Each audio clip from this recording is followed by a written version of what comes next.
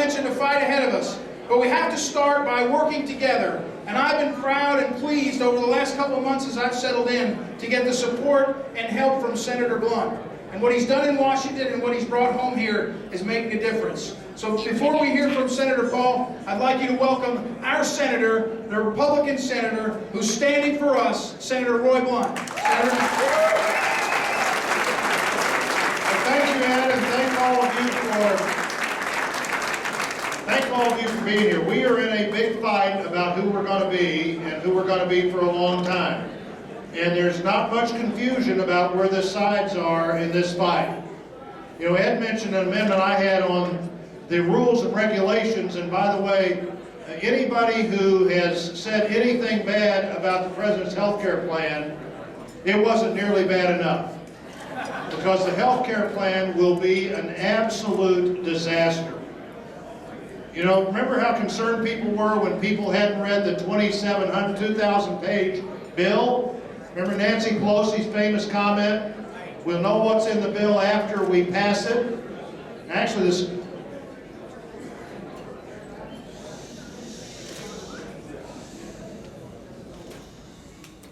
the scary thing there is, she didn't say, "We'll know what's in the bill after, you'll know what's in the bill after we pass it." She said, "We'll know what's in the bill after we pass it." And of course, I didn't vote for it. I've never thought it would work. The 2,000-page bill is now already 20,000 pages of rules and regulations. They're stacked up in the Republican leader's office, the Senate office of the Republican leader. The stack of rules and regulations, and they're not near done yet, is 7.5 feet high. There's no way to comply. One of those regulations that Ed mentioned was a regulation that said, here's the coverage you have to offer, and it doesn't matter if it violates your faith principles. It doesn't matter if it's something that you're opposed to because of religion. Whether you're a hospital or a school or an employer, you have to do it. And you know what the penalty is if you don't offer insurance at all? $2,000 a person. Do you know what the penalty is if you don't offer exactly the insurance that the administration says you have to offer? You're not going to believe this because you won't be able to repeat this tomorrow if you don't listen. And you are. It's $36,500 a person a year.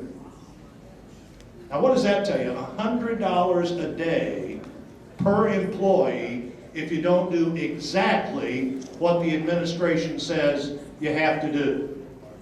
No matter if it violates your faith principles, no matter if you were willing to spend more than the government said you had to spend, no matter if you were willing to offer more coverage than they said you had to offer because some of the coverage you had to offer you didn't want to offer, you pay $36,500 a day per employee. That's why that regulation by some employers you're fighting is called the death penalty.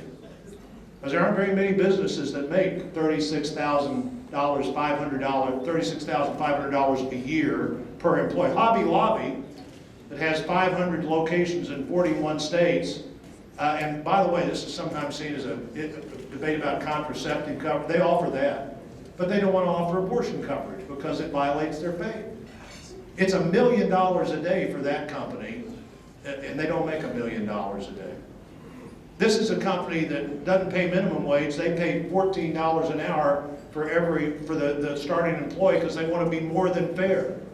This is a company that offers more insurance than anybody would ever expect them to because they want to be more than fair, but they don't happen to want to offer the insurance that Barack Obama thinks they should have to offer. And so the choice is you stay in business and violate your faith, or you stay in your faith and end your business. Now, have we come to that? Is that what we're going to let America be? No. Absolutely not. We are in a big fight about things that a handful of years ago you and I would have never thought we'd be fighting about. You say, well, no, surely we wouldn't be fighting about that. Surely we'd be defending marriage. Surely we'd understand that you can't make people do things that the very First Amendment to the Constitution says they can't do, but that's where we are.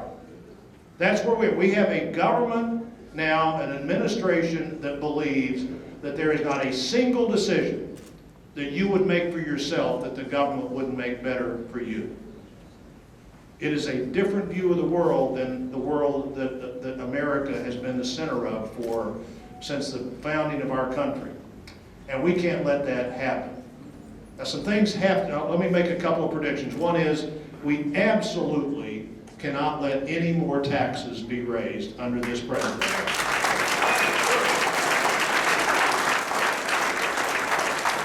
This is absolutely, I think these spending caps are a good thing. And they're in the law. And of course the president wants to make it as, anytime he doesn't get every dollar of your money that he can get his hands on and spend it better than you would spend it, the way he sees it, it should be very painful. So you have to cut, the only reason you have to cut anything in the federal spending is that the law now says for the next 10 years, here's the most money that the federal government can spend every year in the discretionary part of the budget. And only if you violate that is there any cutting of any budgets. Only if you violate that. And of course, as soon as that happens, the president closes the self-guided tours at the White House. You know, actually, that's not his house. That's your house. That's right. That's the house of every kid that came to Washington this spring. And I guarantee you, on the top of every list of every kid was, I'd like to see the White House, but they didn't get to see it.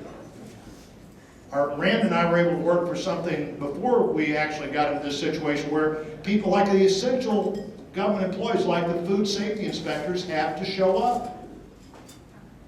While somebody else is going to a convention somewhere, the food safety inspector can't stay home, because if the food safety inspector doesn't show up, 40,000 people in Missouri don't get to work that day. Because that's how many people work in jobs, and you can't open those plants unless that person is there. And these are hard jobs. I've been to a lot of these facilities, and these are not places where you go because you're looking for somewhere to spend the day. You know, my mom and dad were dairy farmers, and I know a little about what it takes to spend the day in a hard way, and these are as hard a jobs as you could do, and we saw to it that at least that happened. But he didn't want that to happen. He wants everything to be painful if the government is not in charge of it. And that's the fight we're in. We had the EPA acting director in the other. I've got a hold on the nominee for the regular EPA director, who's. If there was ever about, actually Jason Smith. I'm not sure Jason's here, but I want to mention Jason, who's running in the 8th congressional district, that open congressional seat. He and I were as far south as you could be in Missouri today, in the floodway in the Boot Hill, looking over Rand at Kentucky. We had our map out and we were looking at Kentucky. We figured out how we could flood them instead of let them flood us. But, you know, the president, clearly, his #1 goal is to take control of the House of Representatives. And imagine what would happen if he takes control of the House. God forbid we somehow don't get control of the Senate. Democrats in the Senate would vote in a minute to change the rules so that a simple majority could do whatever they wanted to do if they also controlled the House again. So imagine that. A Senate that can do what they want to do, a House where Nancy Pelosi is Speaker and Barack Obama is President for 2 years. Never to run again unless he could, I guess, maybe figure out how to run again. But we can't let that happen, and one of the test cases will be right here. This is a seat that we couldn't lose unless we don't vote. This is a seat that if we happen to lose it, they have a lot at stake here.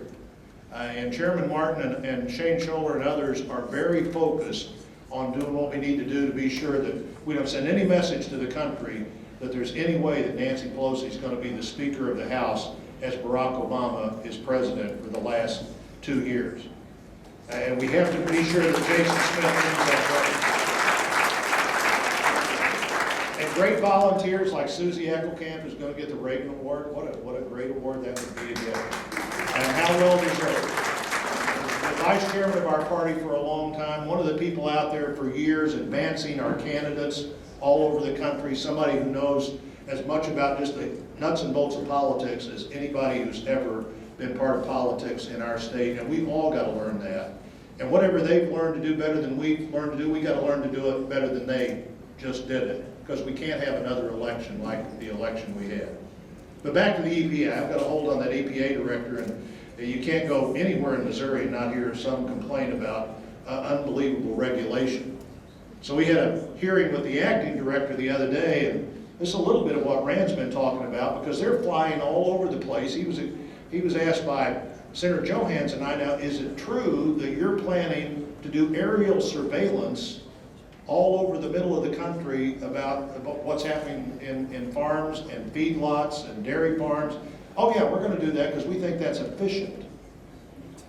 And the scary thing about that is I asked him about it was he really couldn't figure, it was obvious you couldn't tell why he couldn't tell why I was offended that the federal government thought they could just fly around and see if anybody was doing anything wrong. And he said, we're not really spying on people. And I said, well, now you're surveilling people from the air. You're surveilling from the air places you couldn't go on without a warrant from a court. Is that right? Yeah, that's right. I said, well, what would you call it if you wouldn't call it spying? He said, well, we're actually not spying on people. We're spying on, we're watching cows. I said, so now the job of the federal government is to spy on cows and see what they're doing? And he literally just didn't understand why Senator Johanns, the former Secretary of Agriculture, and I'd be offended by that, but we were. And Americans are. Yes. And Rand and I voted last year to defund that program. Since Harry Reid wouldn't let that budget go anywhere, it didn't get defunded, but it was clear that we were for defunding it. And Ed mentioned the Pope in the debate we had on the first budget we passed in 4 years. One of our colleagues from Rhode Island got up and said we should have a carbon tax because the Pope, no offense, Ed, because the Pope cares about the environment. My job was to get up and respond to him because I'm not for making utilities more expensive than they are now. And I got up and said, well, you know, I'm hesitant to take on the Pope, and maybe I wasn't listening as close as I should have, but I heard the Pope talk an awful lot about poor people and the last people to get the energy efficient refrigerator, and the last people to get the better windows, and the last people to get more insulation, and the hardest families, the people that have the hardest time paying their utility bill now are people who are struggling to get by, and you want to raise their utility bill so you can put this in some fund to save the environment. Let's save those families, not worry about other things that don't make sense. And of course, as a much bigger debate than any debate I've been in was the debate that Rand led, challenging for week after week the White House on how the rights of U.S. citizens could be impacted. I can tell you, it's fun to be in the Senate with Rand Paul. I know his dad well. His dad and I were in the House together. He was a man of principle. Rand is a man of principle, but also an incredible man of action. It's fun to have them here. And Kelly Paul is here too. Kelly's right over there, and Kelly is kind of a good friend of Abby's and a good friend of mine, and they have 3 big boys, and they're doing well, one in high school, one in the 8th grade, one in college. They're about to become part of the on-the-ground Paul team. But we're lucky to have Rand Paul. He is fighting every day, and he does it in a good spirit. He is not troubled about what he's for because he's comfortable with who he is and what our country needs to be. And there's a difference in somebody who's mad all the time and somebody who's just trying all the time to do the right thing. I believe that Rand Paul is doing everything he can every day to do what he thinks is the right thing. We're lucky to have him here with us tonight. We're lucky to have him as part of our party. We're lucky to have him as one of the great spokesmen for the conservative cause in America, Senator Rand Paul.